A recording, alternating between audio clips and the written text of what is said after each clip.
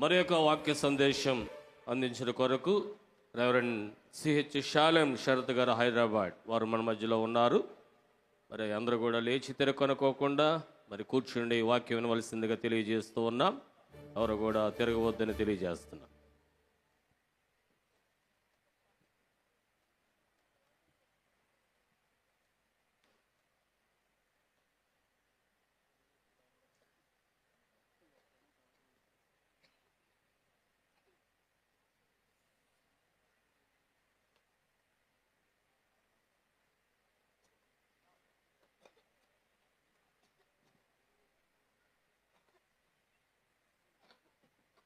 అందరికీ మరణాత మరణాత మరణాత ప్రభునందు ప్రియమైన వారలారా, ఈ 87వ మహోత్సవములో ఈ యొక్క ఘనమైన సమయమును నాకు అందించిన త్రియేక దేవునికి, దైవజనులు దేవదాసయ్య గారికి, మనందరి హృదయ నేత బైబిల్ మిషన్ ప్రెసిడెంట్ అయ్య గారు 25వ సభను తన యొక్క హస్తముల ద్వారా జరిగించున్న reverend doctor J Samuel Kiran బాబాయ్ గారికి, వేదిక మీద ఉన్న గవర్నింగ్ బాడీ అధికారులైన వారికి, అభిషిక్తులకు, మీ అందరికీ నా హృదయపూర్వక వందన. మరణాతలు మరణాత. చదువుకుందాము. పరిశుద్ధ గ్రంథము నుండి పరమార్థ జ్ఞాని అయిన యోహాను రాసిన ప్రకటన గ్రంథము 4వ అధ్యాయము 2వ వచనమును చదువుకుందాం. చదువు తల్లి. వెంటనే నేను ఆత్మవశుడనైతిని. అదిగో పరలోకమందు ఒక సింహాసనము వేయబడి ఉండెను. సింహాసనమందు ఒకడు ఆసీనుడై ఉండెను. చిన్న ప్రార్థన చేసుకుందాం. మహోన్నతుడా, మహాపరిశుద్ధుడా, అద్వితీయుడా, నీకు వందనములు, స్తోత్రములు. అలనాడు పద్మసు ద్వీపములో ఉన్న యోహానును ఆత్మవశుని చేసుకొనిన దేవా, ఎండిన ఎముకల లోయలో ఉన్న హెస్కేలును, నరపుత్రుడా, నీవు చక్కగా నిలబడుము, నీతో నేను మాటలాడవలనని నీ ఆత్మచేత నింపిన దేవా, నీ దాసుడనైన నేను నిలిచి ఉండగా నన్ను మరుగుపరచండి. నాయనా, నీవు ఎక్కడ ఉంటే అక్కడ బోదే, కొండ మీద ఉంటే కొండ మీద బోదే, నావలో ఉంటే నావలో బోదే, దేవాలయములో ఉంటే దేవాలయములో బోదే, కడకు కలువరి సెలవుపై ఉన్నను అక్కడను బోధయే కనుక అట్టి బోధకుడవు, ప్రధాన యాజకుడవయ్యున్న నీవు నీ దాసుడనయ్యున్న నన్ను మరుగుపరచి దైవజనులు దేవదాసయ్య గారికి నీవు అందించిన పరలోకపు మర్మ మహిమ వధువు సంగమయ్యున్న మేమందరము ఆలకించుచూ ఉండగా నీ ఆత్మను ప్రతి ఒక్కరి మీదకి దించి పరలోకపు అభిషేక అంతస్తును కనపరచమని మా మధ్యకు దిగి వచ్చి వేసి ఉన్న యేసు నామములో బ్రతిమాలి వేడుకొనుచున్నాము తండ్రి, ఆమేన్. త్రిత్వదేవుని మహిమ, ఆశీర్వాదము, కృపా సమృద్ధి నిరంతరము మనెల్లరకును తోడయుండును గాక. దేవ దేవ దేవ దివినున్న దేవా, పవన స్తోత్రముల్ పరలోక దేవా, దేవా అన్ని లోకములకు అవతలానున్నా ఉన్నత లోకమున సన్నుతులుగొన్న దేవా. మరణాత. ప్రభునందు ప్రియమైన వారులారా, ఇప్పుడు వరకు 2 ప్రకటన గ్రంథములో నుండి సందేశములు వినిన వారయ్యున్నారు. ఈ 3వ సందేశము కూడా ప్రకటన గ్రంథములో నుండి దైవజనులు దేవదాసయ్య గారు బైబిల్ మిషన్కు 2 కళ్ళు కేవలము బైబిల్ మిషన్ వారు మాత్రమే బోధించే 2 అంశములను గురించి తెలియచేశారు. ఒకటి రక్షణ మహాసంకల్పము, రెండవది 7 మెట్ల ప్రార్థన. ఈరోజు నా వాక్యాంశము పరలోకము అందలి భాగాలు. దైవజనులు దేవదాసయ్య గారు మహిమ వార్తావళి, రక్షణవాణి అనే పుస్తకాలలో parts of the haven, parts of the హెల్, పరలోకము అందలి భాగాలు, నరకము పాతాళలోకము అందలి భాగములను గురించి వివరించిన వారై ఉన్నారు. క్రైస్తవునిగా మన చివరి మజిలీ, if anybody ask what's your final destination, మీ చివరి మజిలీ ఏమిటి అంటే మనందరము చెప్పే మాట, ఇదిగో మేము క్రీస్తుతో కూడా ఆయన మహిమలో నిత్యత్వములో ఆ పరలోకములో ఉండాలి. అసలు పరలోకములో ఏమేమి ఉన్నాయి? After death where we are going, రాకడలో ఎత్తబడిన తరువాత మనం ఎక్కడుంటాం? ప్రభునందు ప్రియమైన వారులారా, ఈరోజు నా వాక్య అంశము ఇదే. దైవజనులు దేవదాసయ్య గారు మహిమ వార్తావళి అనే పుస్తకములో 7 లోకముల చరిత్రను తెలియచేస్తూ 7 లోకములను గురించి తెలియచేసిన వారై ఉన్నారు. మొట్టమొదటిగా మనం చూసినట్లయితే మనకు స్లైడ్స్లో కనపడుతూ ఉంటాయి, నేను త్వరగా వెళుతాను. ఒకటి దేవలోకము, రెండవది దేవదూతల లోకము, మూడవది మోక్షలోకము, నాలుగవది భూలోక మోక్షము, ఐదవది వాయుమండల లోకము, ఆరవది భూలోకము, ఏడవది పాతాళ లోకము. ప్రాముఖ్యముగా పరలోకములో ఉన్న భాగాలు, తరువాత మిగిలిన వాటిని చాలా క్లుప్తముగా చెప్తాను. ఆత్మవశుడైన యోహాను పద్మసు ద్వీపములో ఉన్నప్పుడు యోహాను యొద్దకు ప్రభువే దిగి వచ్చి ప్రకటన గ్రంథము 22 అధ్యాయాలను 3 విభాగములుగా ప్రభువే విభజించిన వారై ఉన్నారు. ప్రకటన గ్రంథము 1వ అధ్యాయము 19వ వచనములో మనము చూచినట్లయితే కాగా నీవు చూచిన వాటిని, ఒకటి నీవు చూచిన వాటిని, ఉన్న వాటిని, రెండవది ఇదిగో ఉన్న వాటిని, వీటి వెంట కలుగబోవు వాటిని, మూడవది వీటి వెంట కలగబోవు వాటిని. ప్రకటన గ్రంథం మొత్తము కూడా ఇట్ విల్ బి 3 పార్ట్స్, 3 విభాగాలుగా కనబడుతుంది. ఒకటి నీవు చూచినవి. ఏమి చూచాడు అంటే ప్రకటన గ్రంథము 1వ అధ్యాయము మొత్తము కూడా దేవుని యొక్క మహిమ దర్శనము ఒకటి చూచినది. రెండవది ఉన్న వాటిని, అనగా 2-3 అధ్యాయములలో ఉన్న 7 సంఘములు, 7 సంఘములకు దేవుడిచ్చుచున్న అద్వితీయమైన మహిమ స్థితి. మూడవదిగా మనం చూస్తే వీటి వెంట కలగబోవు వాటిని.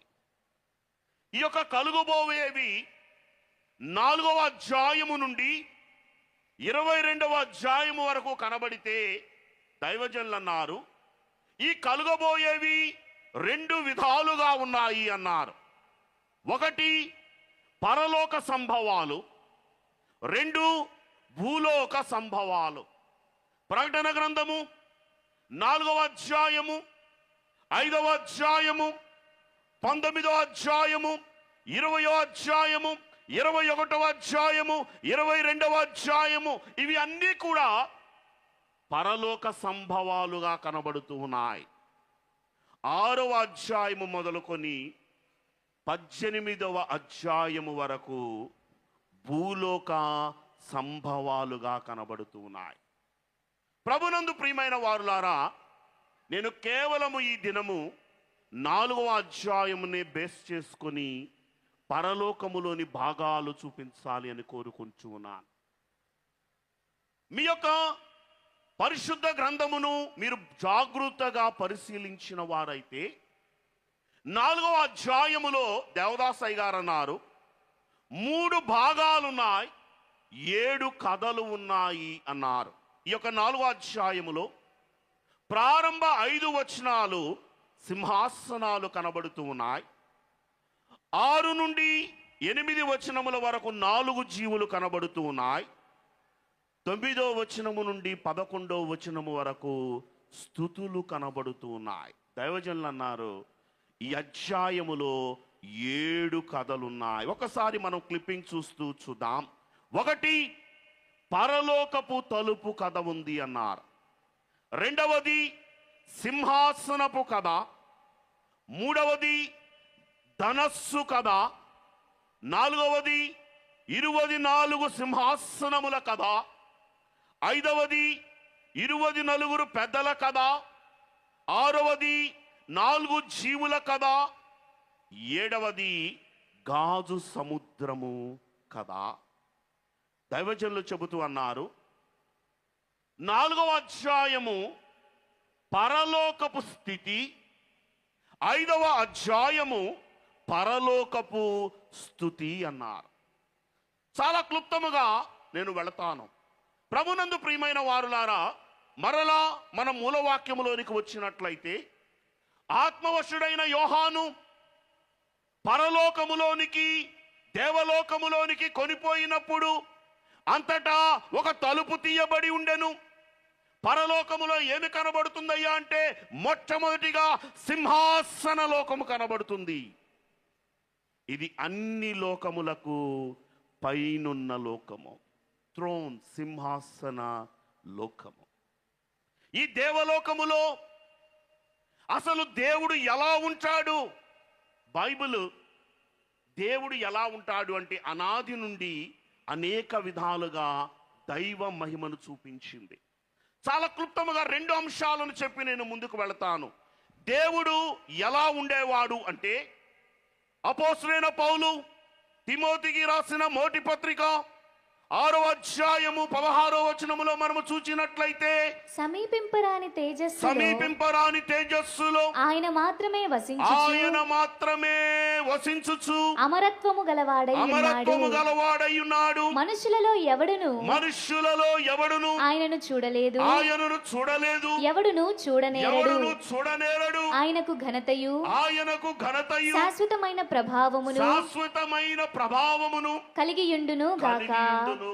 చాలండి. దైవజనులు, దేవాది దేవుని యొక్క మహిమ స్వరూపము ఎలాంటిది అంటే ఆయన ఎలా ఉండేవాడు అంటే సమీపింపరాని తేజస్సులో అమరత్వము కలిగి. దైవజనులు రాస్తూ అమరత్వము అనగా పుట్టుక చావు లేనివాడు అని తెలియచేశారు. రెండవదిగా దైవ మహిమను మనము చూడాలి అంటే దేవుడు ఎలా ఉండేవాడు అంటే 2 క్రానికల్స్ 2వ దినవృత్తాంతముల గ్రంథము 2వ అధ్యాయము 6వ వచనములో మనం చూచినట్లయితే ఆకాశములను మహా ఆకాశములను ఆయనను పటజాలవు. ప్రభునందు ప్రియమైన వారలారా, ఇంకొక మాటను చూపిస్తాను. ఆదాముకు సమకాలికుడైన యోబు భక్తుడు దేవాది దేవుడు ఎలా ఉంటాడు అంటే యోబు గ్రంథము 37వ అధ్యాయము 23వ వచనములో సర్వశక్తిమంతుడగు దేవుడు మహాత్యము గలవాడు, ఆయన మనకు అగోచరుడు. అయ్యా, దేవుడు ఎలా ఉంటాడు అంటే నీ ఊహకు కూడా అందడు. ఆయన అగోచరుడు. ఆయన ఇలా ఉంటాడు అని నువ్వు డిస్క్రైబ్ చేయడానికి కూడా నీ ఊహకు అందని వాడు. బైబిల్లో నాకు చాలా ఇష్టమైన మాట, ప్రభు అంటాడు, చూడుము నా అరచేతిలో నిన్ను నేను చెక్కి ఉన్నాను. ప్రభునందు ప్రియమైన వారులారా, దేవుడే కనుక అరచేతిలో అందరి పేర్లు రాయాలి అంటే ఆదాము మొదలుకొని యేసు ప్రభు వారి యొక్క 2వ రాకడ వరకు ఎంతమంది అయితే భూమి మీద జన్మిస్తారో వారందరి పేర్లు రాయాలి. అంటే దేవుని యొక్క హస్తము ఎలా ఉంటది?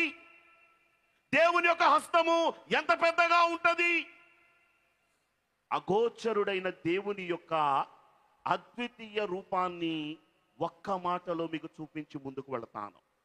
దయచేసి అందరూ మీ పరిశుద్ధ గ్రంథములను తెరచి, కేవలము మైకున్న నా చెల్లెళ్ళు కాదు కానీ వాక్యము ఆలకిస్తున్న వారులారా మీరందరూ ఏకస్వరముతో చదవండి. యెషయా గ్రంథము 40వ అధ్యాయము 12వ వచనములో మనము చూసినట్లయితే, తన పుడిసిటిలో రెడీ, 1 2 3 స్టార్ట్. తన పుడిసిటిలో జలములు కొలిచిన వాడెవడు? ఒకటి, దేవుడు ఎలా ఉండేవాడు అంటే పుడిసిలి. ఇదండి పుడిసిలి అంటే. సాధారణంగా మనం చూస్తే ఈ యొక్క సృష్టి మొత్తము 3 భాగాలు నీరు, కేవలము 1 భాగం మాత్రమే భూమి. ఈ యొక్క సముద్రాలు, 7 సముద్రాలు, నదులు, ఈ యొక్క చెరువులు, బావులు అన్నిటినంట దేవుడు ఇలా పెడితే ఆయన పుడిసిటిలో ఇమిడిపోతాయి అంటండి. దేవుడు ఎంత కనుడండి. రెండవదిగా మనం చూసినట్లయితే, జేనతో ఆకాశముల ఎవరైనా కొలచిన వచ్చి వాడెవడు? అయ్యా ఆకాశము ఎక్కడ ప్రారంభించబడింది, ఎక్కడ ఎండ్ అవుతుంది అంటే ఎవరి దగ్గర సమాధానం ఉండదేమో. బైబిల్ అంటుంది, దేవుడే కనుక తన జ్ఞానంలో పెడితే ఆకాశం మొత్తము కూడా తన జ్ఞానంలో ఇమిడిపోతుంది. మూడవదిగా ఆయన ఎలాంటి వాడు అంటే ఆయన ఒక త్రాసును తీసుకొని ఒకవైపు పర్వతాలని ఒకవైపు కొండలను వేసి చూసేవాడు. అంత మాత్రమే కాదండి, ఈ యొక్క భూమినంతటనంట మన్ను పాత్రలో వేసుకొని ఆయన ఉంచినవాడు. ప్రభునందు ప్రియమైన వారలారా, ఇటువంటి గనుడైన దేవునితో కూడా సింహాసనము మీద కూర్చోవాలి అంటే నీకు పరలోకము ఎలా ఉంటుందో తెలిసి ఉండాలి. మొట్టమొదటిగా దైవజనులు అన్నారు, దేవలోకములో అత్యున్నత లోకము సింహాసన లోకం.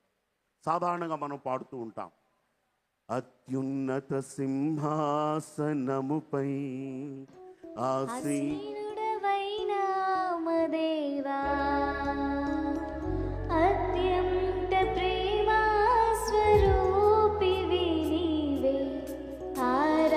ఆరాధింతును నిన్నే. చాలండి. మొట్టమొదటిగా పరలోకములో అత్యున్నతమైన భాగము సింహాసన లోకము. It's called throne. మనము చూసినట్లయితే యెషయా గ్రంథము 66వ అధ్యాయము 1వ వచనములో యెహోవా ఇలాగు ఆజ్ఞాపించుచున్నాడు, ఆకాశము నా సింహాసనము, భూమి నా పాదపీఠము. మనందరికీ బాగా తెలిసిన వాక్యము. యెషయా గ్రంథము 6వ అధ్యాయము 1వ వచనములో రాజైన ఉజ్జియా మృతి నొందిన సంవత్సరమున అత్యున్నతమైన సింహాసనమందు దేవుడు ఆసీనుడై ఉండగా నేను చూచితిని. ప్రభునందు ప్రియమైన వారలారా, నాకు ఒక ప్రశ్న. అమ్మా, దేవుడు సింహాసనం మీద కూర్చొని ఉంటాడా, నుంచొని ఉంటాడా? సభ కూర్చొని ఉంటాడు.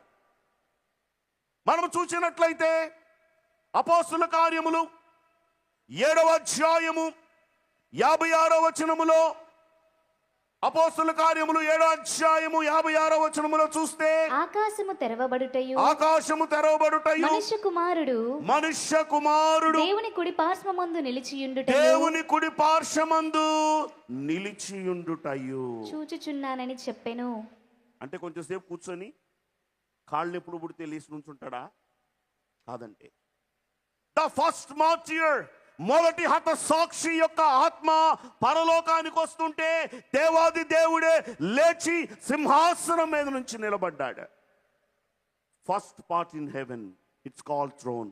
పరలోకములో మొదటి భాగం, అత్యున్నతమైన భాగము సింహాసన లోకము. సెకండ్ పార్ట్ ఇన్ హెవెన్, పరలోకములో రెండో భాగాన్ని మనం చూసినట్లయితే దైవజనులు అన్నారు, స్తోత్ర సమాజము, 24 ఎల్డర్స్. ఎవరు ఈ స్తోత్ర సమాజము? 24 పెద్దలు అంటే ప్రకటన గ్రంథము 4వ అధ్యాయము 4వ వచనములో మనము చూసినట్లయితే సింహాసనము చుట్టూ 24 సింహాసనములుండెను. 24 సింహాసనములుండెను.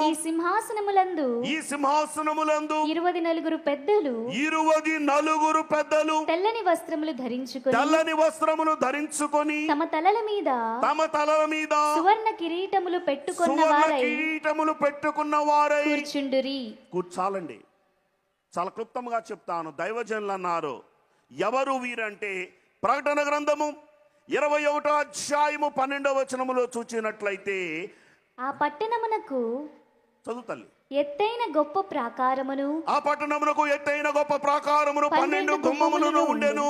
ఆ గుమ్మముల యొద్ద ఆ గుమ్మముల యొద్ద 12 దేవదూతలుండిరి. ఇశ్రాయేలీల 12 గోత్రముల ఎవరు నామములు వీరు అంటే ఇశ్రాయేలీల గోత్రకర్తలైన వారుగా మొట్టమొదటిగా మనకు కనబడుతూ ఉన్నారు. రెండవదిగా 21వ అధ్యాయం 14వ వచనములో మనం చూసినట్లయితే ఆ పట్టణపు ప్రాకారము అపోస్తులుగా కనబడుతూ ఉన్నారు.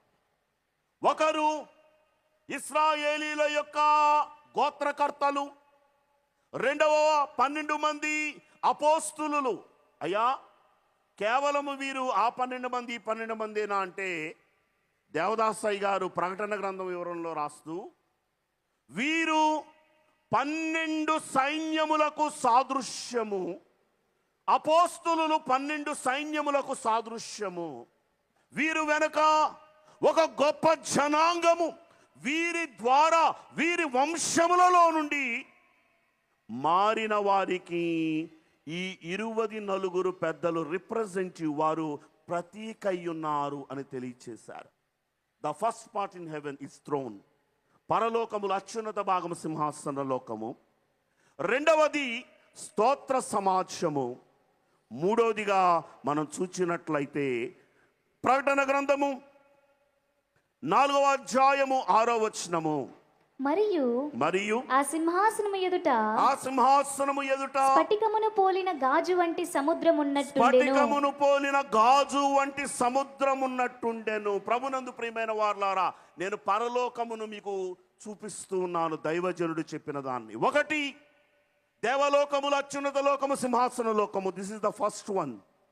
రెండవది 24 ఎల్డర్స్ స్తోత్ర సమాజము. మూడవది గాజు సముద్రము, క్రిస్టల్ సీ. ఏంటి ఈ గాజు సముద్రము అంటే, దేవదాసయ్య గారు ప్రకటన గ్రంథ వివరణలో పెండ్లి కుమార్తె ఆ యొక్క దేవదేవునితో కూడా సింహాసనం మీద కూర్చోవాలి అంటే గాజు సముద్రములో స్నానము చెయ్యాలి అన్నారు. పెండ్లి కుమార్తె కంట 7 రకాల స్నానములు ఉంటేనే దేవునితో కూడా సింహాసనం మీద కూర్చోలేరు అన్నారు. దేవదాసయ్య గారు ఇదే అంశమును గురించి చెబుతూ అయ్యగారు చూపించిన ఒక మాటను నేను మీ ముందుంచాలని కోరుకుంటూ ఉన్నాను. ఎస్తేరు గ్రంథము 2వ అధ్యాయము 12వ వచనములో మనము చూచినట్లయితే ఎస్తేరు రాజు సముఖమునకు వెళ్ళడానికి పూర్వము 6 మాసములు 6 రకములైన సుగంధ తైలముతో ఆమె స్నానము చేసినట్లుగా పరిశుద్ధ గ్రంథములో మనకు కనబడుతూ ఉంటుంది. దైవజనులు అన్నారు, 7వ స్నానము ఈ యొక్క గాజు సముద్ర స్నానము అన్నారు. ఈ లోకములో వధువుగా పెండ్లి కుమార్తెగా సిద్ధపడుచున్న వారు ఏ స్నానాలు కలిగి ఉండాలి అంటే దేవదాసయ్య గారు చెప్పిన 7 స్నానాలను చెబుతాను. ఒకటి కన్నీటి స్నానము. దైవజనులు అన్నారు పశ్చాత్తాప స్నానము. లూకాసు వార్త 7వ అధ్యాయము 38వ వచనములో ఒక స్త్రీ ప్రభు యొక్క పాదముల యొద్దకు వచ్చి కన్నీళ్లతో ఆయన పాదములను తుడిచి తల వెంట్రుకలతో ఆయన పాదములను తుడిచింది. ఒకటి పశ్చాత్తాప స్నానం ఉండాలి.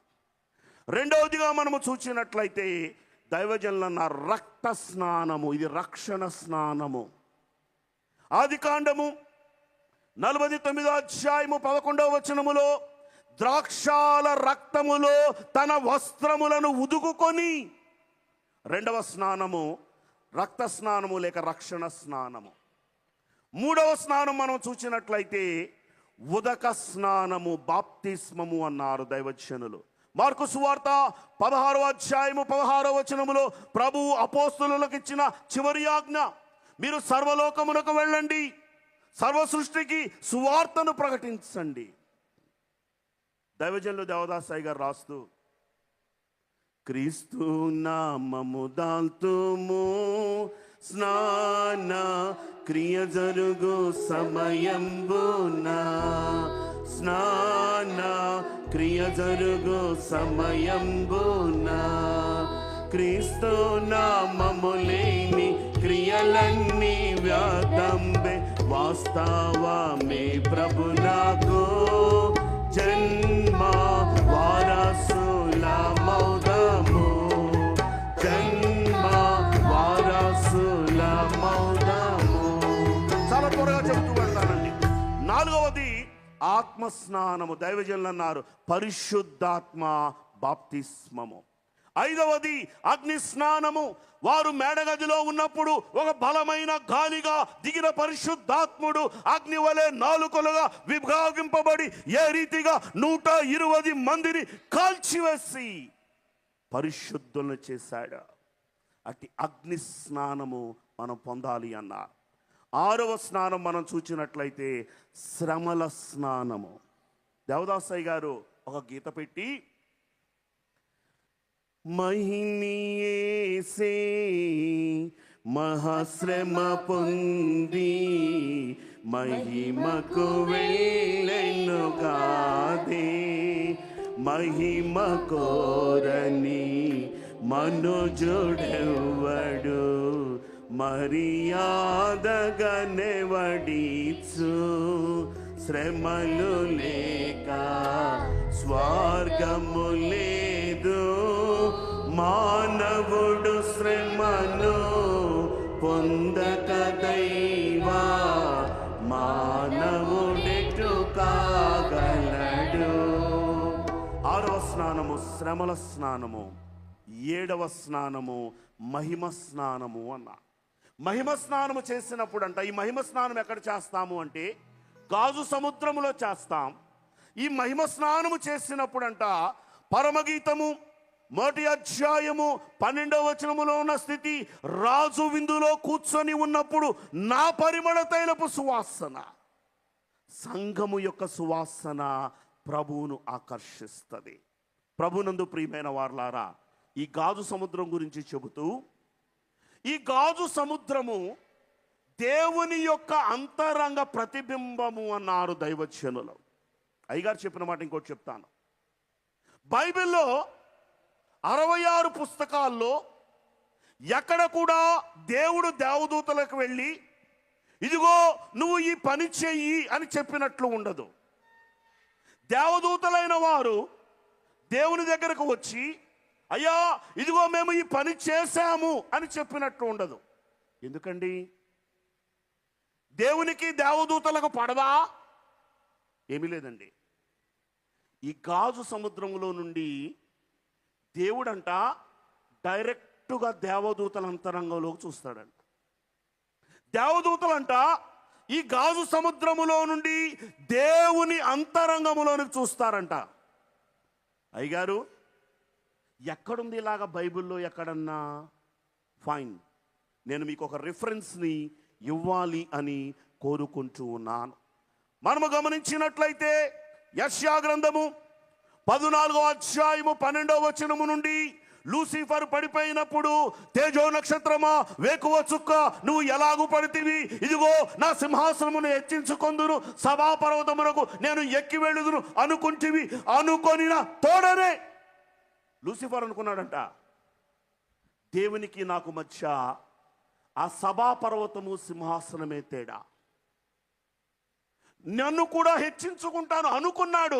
అనుకొనిన వెంటనే పడిపోయాడు. ఎలా పడిపోయాడు?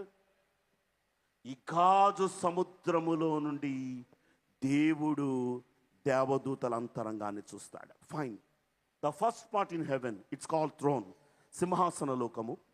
సెకండ్ పార్ట్ ఇన్ హెవెన్ స్తోత్ర సమాజము, 24 elders. Third part in heaven, మూడవది క్రిస్టల్ సీ, గాజు సముద్రము. ఫోర్త్ పార్ట్ ఇన్ హెవెన్, 4వ భాగము పరలోకములో మనం చూస్తే దైవజనులు అన్నారు దేవదూతల లోకము, ఏంజల్స్ వరల్డ్. దేవదాసయ్య గారు ఈ దేవదూతల లోకమును గురించి అనేక మాటలు చెబుతూ సృష్టిలో మొట్టమొదట దేవుడు కలుగ చేసినది దేవదూతలని, వీరు ఆత్మస్వరూపులు, వీరు పరిశుద్ధులు, వీరు నిత్యము స్తుతి చేసేవారు, వీరు కావలి బంటులు, ఎవరి వశము కాని దానిని చేసేవారు అని చెబుతూ 22 అంశాలను చెప్పారు. అయ్యగారు చెబుతూ ఈ దేవదూతలైన వారు పరలోకములో అంట 5 రకాలుగా ఉంటారు అని చెప్పారు. 1 ప్రధాన దేవదూతలు. రెండవదిగా మనం చూసినట్లయితే 1 ప్రధాన దేవదూతలు, రెండవది కెరూబులు. ఆదికాండము 3:24 ఏదెను తోటను కాయడానికి దేవుడు కెరూబులు ఉంచాడు. మూడవదిగా మనం చూస్తే సెరాపులు. వీరు యెషయా గ్రంథములో 2 రెక్కలతో తమ ముఖమును కప్పుకొని, 2 రెక్కలతో తమ కాళ్లను కప్పుకొని, 2 రెక్కలతో ఎగురుతూ సైన్యములకు అధిపతిగా యెహోవా పరిశుద్ధుడు పరిశుద్ధుడు అని దేవునిని స్తుతిగానములు చేస్తున్నవారు. 4వదిగా దైవజనులు అన్నారు, ప్రకటన గ్రంథము 4:6 కనబడుచున్న 4 జీవులు. 5వదిగా మనం చూస్తే పరలోకములో ఉన్న దేవదూతల 5వ వరుస సన్నిధి దేవదూతలు. 5 రకాల వరుసలు ఉన్నాయి అన్నారు. ప్రభునందు ప్రియమైన వారలారా, మొట్టమొదటి సింహాసన లోకము, రెండవది స్తోత్ర సమాజము, మూడవది గాజు సముద్రము, 4వది దేవదూతల లోకము, 5వది 5th పార్ట్ ఇన్ హెవెన్. దైవజనులు అన్నారు ఇది మోక్షలోకము. ఈ మోక్షలోకము ఇట్ విల్ బి 3 పార్ట్స్. ఇది 3 విభాగాలుగా కనబడుతూ ఉంది. 1 న్యూ జెరూసలేం, నూతన యెరూషలేము. రెండవది హెవెన్ ఆఫ్ సేవ్డ్, రక్షితుల మోక్షము. మూడవది పారడైస్, పరదేశు. ఒక్కొక్క మాటలో చెబుతూ ముందుకు వెళతాను. మొట్టమొదటిగా మనం చూస్తే నూతన యెరూషలేము. ఒక మాటను చూద్దాం. ఈ యొక్క మోక్షలోకమును గురించి మనము గమనించిన వారమైతే దైవజనులు దేవదాసయ్య గారు అన్నారు, ఈ నూతన యెరూషలేములో ఉండేవారు 100 పంట. ఎవరయ్యా వీరు అంటే ప్రకటన గ్రంథము 21వ అధ్యాయము 2వ వచనము.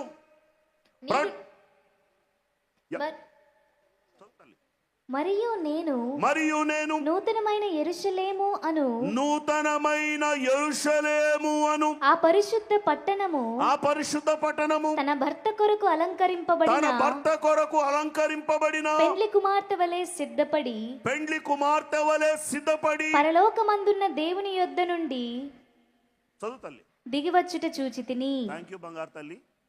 ప్యాసింజర్ లాగా అవద్దు, బైబిల్ చదివితే ఎక్స్ప్రెస్ లాగా చదువుదమ్మా నా కొరకు. God bless you. ఫైన్. ఈ యొక్క నూతన యెరూషలేములో ఉన్న పెండ్లి కుమార్తె 100 వరుస. దైవజనులు అన్నారు, అదమ మొక్క పాపమైనను అంటనీయకుండా పాపమును చూచి అంటూ అని పారిపోయేవారే ఈ యొక్క నూతన యెరూషలేములో ఉన్న పెండ్లి కుమార్తె. దేవుని యొక్క రాకడలో ఆర్భాటముతోను ప్రధాన దూత శబ్దముతోను దేవుని బూరతో ప్రభు దిగి వచ్చినప్పుడు ఎత్తబడిన వధువు సంఘం ఉండే స్థలము నూతన యెరూషలేము. రెండవదిగా మనము చూసినట్లయితే రక్షితుల మోక్షము. దైవజనులు అన్నారు, ఇక్కడ ఉండేవారు 60 పంట. ఎవరు వీరు అంటే ప్రకటన గ్రంథ వివరణలో దేవదాసయ్య గారు మాట్లాడుతూ 4వ అధ్యాయము పరలోకపు స్థితి అయితే, 5వ అధ్యాయము పరలోకపు స్తుతి అయితే, 6వ అధ్యాయములో మొదటి శ్రమల ప్రారంభము. 6వ అధ్యాయములో 6 ముద్రలు కనబడతాయి. 7వ అధ్యాయములో 7వ ముద్ర కనబడదు. యోహాను యొక్క కన్నీరు కనబడుతుంది. దైవజనులు అన్నారు, 6వ ముద్ర వరకు దేవుడు పోగు చేసిన వారంట నూతన యెరూషలేములో ఆవరణములో ఉంటారు. వీరు యాజకుల వలె ఉంటారు. వీరు శ్రమకాల పరిశుద్ధులు అన్నారు.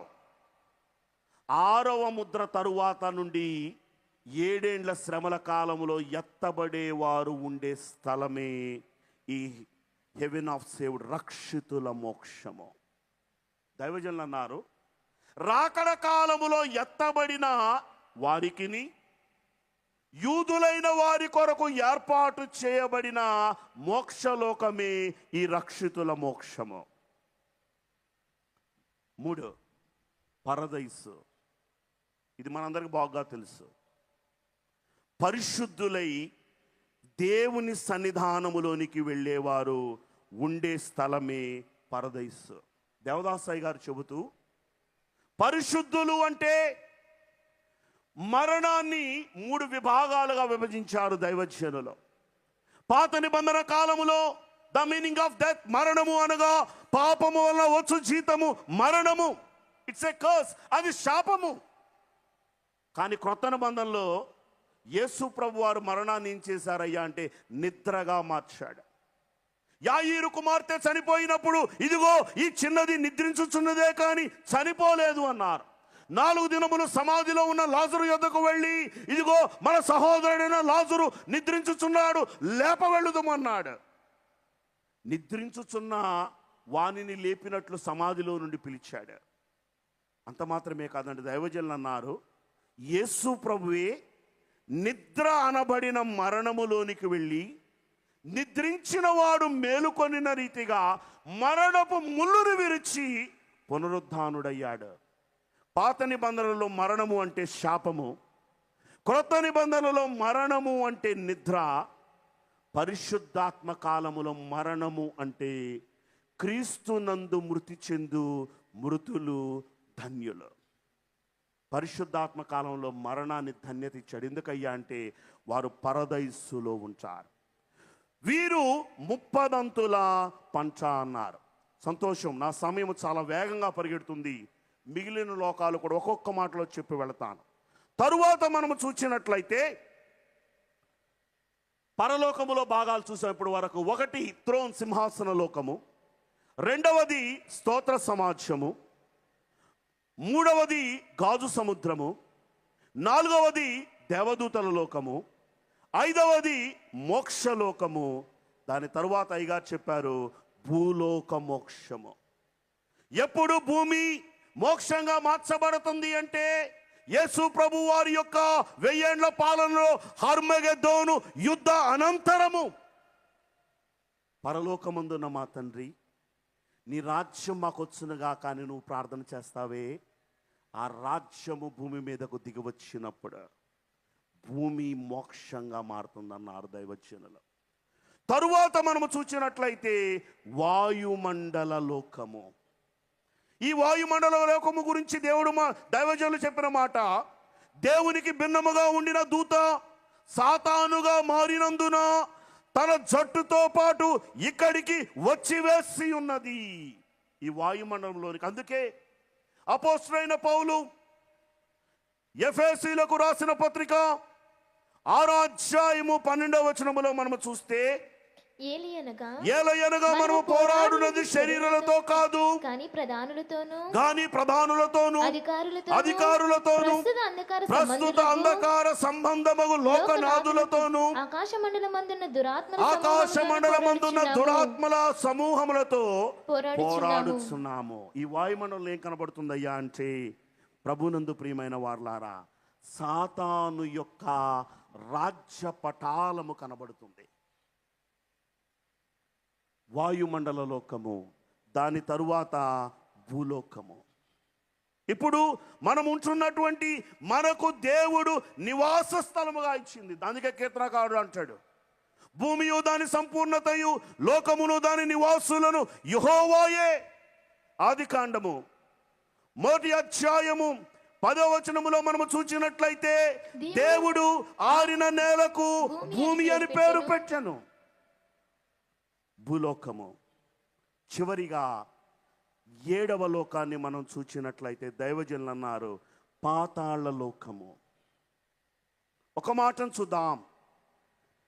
9వ సంకీర్తన, దావీదు రాసిన 9వ సంకీర్తన 17వ వచనములో మనం చూస్తే 9:17 దుష్టులను దేవుని మరచు జనులందరును దుష్టులను దేవుని మరచు జనులందరును దేవుని మరుచు జనులు అందరును పాతాళమునకు దిగిపోవుదురు. పాతాళమునకు దిగిపోవుదురు. ఏమండి, పరిశుద్ధులుండే స్థలము పరదైస్ అయితే, దుష్టులను దేవుని మరుచు జనులందరును ఉండే స్థానం ఏంటయ్యా అంటే పాతాళమే. దైవజనులు parts of the hell, not only parts of the haven, పరలోకములో భాగాలే కాదు నరకములో భాగాలు కూడా చెప్పారు. ఒక్కొక్క మాటలో చెప్తాను. పాతాళములో 3 భాగాలు ఉన్నాయి అన్నారు దైవజనులు. ఒకటి మనము చూచినట్లయితే హెడెస్. ఈ లోకములో నా ప్రాణమా తినుము తాగుము సుఖించుము అని దేవునిని మరచి దేవుడు ఇచ్చిన వాటి యందు ఆనందించి దేవునికి దూరముగా ఉండేవారు వెళ్ళే స్థలమే హెడెస్. దేవదాసయ్య గారు ఈ హెడెస్సును గురించి మాట్లాడుతూ, భూలోకములో మారకుండా చనిపోయిన వారు ఇక్కడ కడ వరకు ఉండి తీర్పు వరకు ఉంటారు. తీర్పు రాకముందు ఎవరును నరకములోనికి వెళ్ళరు. మారుటకు ప్రతివానికి అనేకమైన అవకాశాలు ఇవ్వబడతాయన్నారు దైవజనులు. దీని గురించి పద్యము రాస్తూ, నరుడు దేవుని తట్టు తిరుగుటకు గడువుల పైన గడువులు కలవు. నరుడు దేవుని తట్టు తిరుగుటకు గడువుల పైన గడువులు కలవు. సుఖమందు తిరగనిచ్చో కష్టమందైన తిరగవచ్చు అప్పుడు తిరగకున్నా. మరణమందున దేవుడు మాటలాడినప్పుడే ఈయన తిరగవచ్చు అప్పుడు తిరగకున్నా. పాతాళమందున భక్తుల బోధలకైనను తిరగవచ్చు అప్పుడు తిరగకున్నా. నరకమునకు పోవు నైజ బుద్ధి కారణమగును దీనికి తెలుసుకొనుడి. దేవుడంట నరుడు దేవుని తోట తిరగడానికి అనేకమైన అవకాశాలను ఇస్తాడు. ప్రభునందు ప్రియమైన వారులారా, హెడెస్ సెకండ్ పార్ట్ ఇన్ మనం చూస్తే నరకములో ఉన్న 2వ భాగము మట్టు లేని గొయ్యి, చెర అన్నారు. Bottomless pit. దేవదాసయ్య గారి దగ్గరకు వచ్చి, అయ్యా మట్టు లేని గొయ్యి అంటే ఏంటి అంటే, అబ్బాయ్ బావిలో బకెట్ వేస్తే బకెట్ అడుక్కెళ్ళి టంగ్ అని ఒక మోట వస్తుంది. కానీ ఈ బాటమ్లెస్ పిట్ ఎలాంటిదో తెలుసా? ఎంత లోతు వెళ్ళినా వెళుతూనే ఉంటుంది. సాతాను 1000 సంవత్సరములు దిగిపోతూనే ఉంటాడు. మట్టు లేని గొయ్యి. థర్డ్ పార్ట్ ఇన్ హెల్, నరకములో 3వ భాగం ఏంటో తెలుసా? లాక్ ఆఫ్ ఫైర్, నిత్య నరకము. ఒక మాటను చూద్దాం చివరిగా. ప్రకటన గ్రంథము 20వ అధ్యాయము 14వ వచనం. మరణమును మృతుల లోకమును అగ్నిగుండములో పడవేయబడెను. ఈ అగ్నిగుండము రెండవ మరణము. ఎవని పేరైనను జీవగ్రంథమందు వ్రాయబడినట్టు కనబడిన ఎడల వాడు అగ్నిగుండములో పడవేయబడవలెను. ప్రభునందు ప్రియమైన వారలారా, నీ ప్రయాణం ఎక్కడికి? హెడెస్సు నుండి నిత్య అగ్నిలోనిక, పరదేశులో నుండి సింహాసనము యొద్దక. దైవజనులు అన్నారు, లోకమైతే అయ్యా మాకు మంచి మరణం ఇవ్వని ప్రార్థన చేస్తుంది. కానీ బైబిల్ మిషన్ వారులారా, మీ ప్రార్థన ఏమై ఉండాలో తెలుసా? హానోకు వలె అయ్యా నాకు సజీవ సంఘ ఆరోహణనివ్వు అని ప్రార్థన చేయమన్నారు. అందుకే కేవలము మన బైబిల్ మిషన్ వారు మాత్రమే పెట్టే సభలు సజీవ సంఘారోహణ సభలు. ఈ యొక్క 87వ మహోత్సవములో ఉన్న మనము వధువు సంఘముగా ఆయనతో కూడా సింహాసనం ముందు కూర్చుండగలిగిన ధన్యత, దేవుడు మన కొరకు సిద్ధపరిచిన పరలోకపు భాగ్యమును అందుకోగలిగిన ధన్యత పరిశుద్ధాత్ముడు మనెల్లరకును దయచేయును గాక. మా మంచి బోధకుడైన మా పరలోకపు తండ్రి, వినుట, విశ్వసించుట, ఆజ్ఞకు విధేయులయ్యుండుట, ఈ మూడు చేయువారే పరలోక వాస్తవ్యులగుట అని తెలియచేసిన దేవా, మా దైవజనుని మాటలతో కూడిన పరలోకము అందలి భాగాలు, 7 లోకములు, నరకములోని భాగాలు, నీ ప్రయాణం ఎక్కడికి అని మేము చూచాం. ఇదిగో తండ్రి, మేమందరము వధువు సంఘ మహిమ అభిషేకము పొందగలిగిన ఆగమనులలో తీసుకొని రమ్మని అద్వితీయుడైన యేసు నామములో వేడుకుంటున్నాము తండ్రి, ఆమేన్. నాకు ఈ అవకాశం ఇచ్చిన త్రియేక దేవునికి, దైవజనులు దేవదాసయ్య గారికి, బైబిల్ మిషన్ అధినేత మన ప్రెసిడెంట్ అయ్య గారైనటువంటి reverend doctor J Samuel Kiran బాబాయ్ గారికి, బైబిల్ మిషన్ అధికారులందరికీ, ఈ కార్యక్రమాన్ని నడిపిస్తూ ఉన్న గవర్నింగ్ బాడీ పెద్దలైన వారికి, అనుదినము దైవాశక్తితో వాక్యాహారమును హృదయమందు ఆనందించుచు అభ్యసించుచు దైవ మహిమలో వృద్ధి పొందుచున్న మీ అందరికీ నా హృదయపూర్వక వందన మరణాతలు. మరణాత.